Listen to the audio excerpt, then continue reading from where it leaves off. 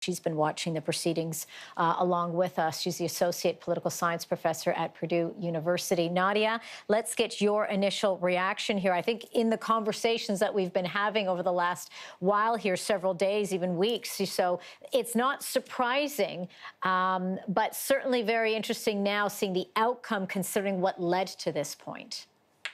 Yes, it's not surprising. We knew that it would be a tough go for Donald Trump to be found guilty, given that there were so many Republicans in the Senate who did not see him as committing this crime of being as inciting this violent mob. But what's most telling for me is that senators' minds seem to have already been made up before they came into this chamber, and which borderlines on political theater, right? If this is supposed to be a true hearing, the jurors supposed to act, the Senate's supposed to act like jurors, they should come in with an open mind. And unfortunately, we did not see that. To my read as a political scientist, it shows that this party is really and firmly entrenched in Trumpism, and the Senate just confirmed that. What do you think this is going to mean then for the Republican Party going down the road here on this? As we talked earlier about the number of rifts that we've seen in the party, the division, a lot of them looking to Mitch McConnell to say which direction is he going to go in. At one point, we thought that he was going to vote guilty.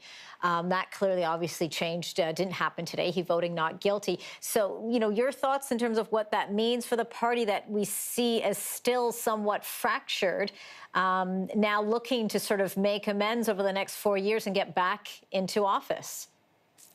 Right. So I think that the path that they see getting back to office in the next 4 years, but really in the next 2 years, is to be the party of Trump. That they're going to kind of push aside people like Mitch McConnell, Liz Cheney, people that were seen as being these conservatives and kind of in the line of Reagan. And now we're moving more into this populist vein that Republicans think the way to win elections is through a fascist president, and they are beholden to him.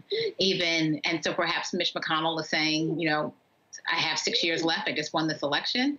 I'm not going to try to run again. And I'm going to make room for people who see themselves more in the vein of Donald Trump. That's the future of the party. You mentioned there the midterms happening next year. And we know that playing a big role in terms of, what the perception is going to be for those individuals that are going to be running again.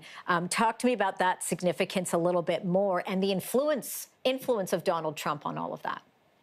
Well, this is actually something that I find quite frightening because this midterms, we usually see that the president's party loses in the midterms. That is pretty standard fare, that the party out of power picks up leadership at that point.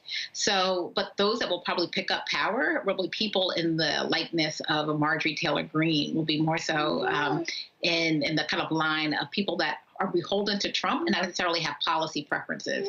So what does this mean for governing? I'm not certain. I'm actually scared. What do you think it's going to mean for Joe Biden then, as well in terms of dealing with, and he talked about this, and part of his campaign, and the slogan being sort of uniting America, uniting Americans, wanting to as well to unite the parties to work together, which he will need the cooperation of the Republicans to do the things that he needs to do in the next 4 years, let alone in his first 100 days. Right. And so I think it's a no-starter, right?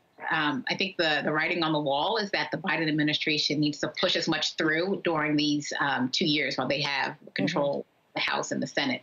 I don't think that they're going to be able to have a party that will be interested in working with them. We know that the Republicans are much better at obstructing than they are at governing. Right. And if we saw that then, I can't imagine what we're going to see in the next 2 years. Oh, my goodness. Well, a lot we're going to be keeping a close eye on. Nadia Brown breaking it down for us as we've having that breaking news come right into our newsroom. Political science professor at Purdue University. Nadia, thank you as always. Thank you for having me. You're welcome.